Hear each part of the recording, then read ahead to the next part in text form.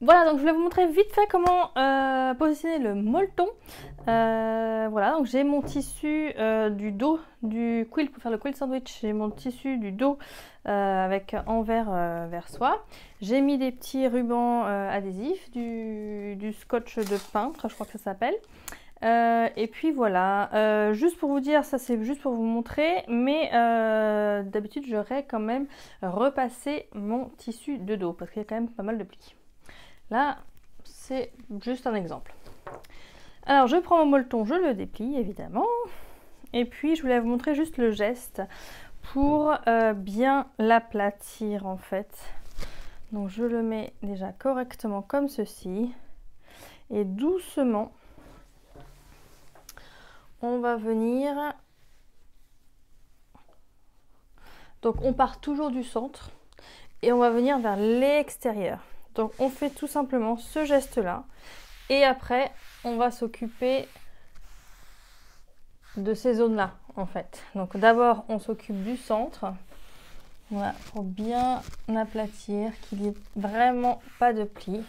Et petit à petit on va vers l'extérieur. Donc on travaille, plus on a un grand projet évidemment, plus on prend son temps, hein, c'est important d'avoir le molleton bien à plat.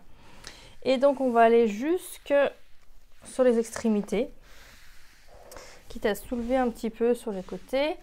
Voilà, donc on positionne bien comme il faut et on prend son temps pour bien aplatir le molleton. Et puis après, à la fin, on va ajouter du ruban adhésif, donc pour peintre, hein. Donc voilà, on tire un tout petit peu, pas la peine de tirer très fort. Un tout petit peu sur les extrémités pour que tous les plis partent bien. Et voilà, donc là j'ai positionné le molleton comme il fallait.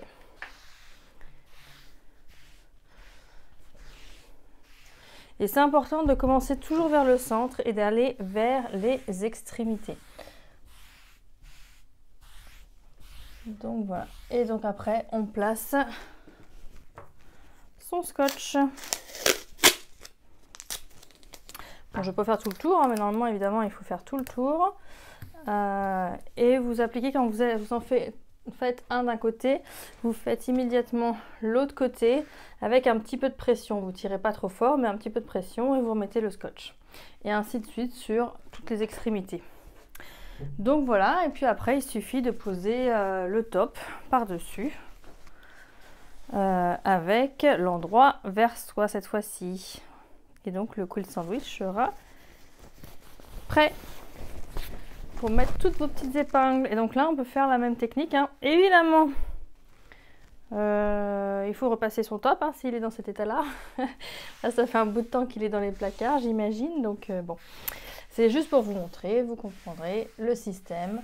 On fait la même chose en fait, on part du centre et on va vers les extrémités pour repasser en fait un petit peu, hein. Ça n'empêche pas de repasser le top avant, hein. Là c'est juste pour bien les positionner, les trois épaisseurs les unes sur les autres. Donc voilà, on fait le même système pour le top et après vous mettez toutes vos petites épingles à nourrice. Voilà pour le molleton.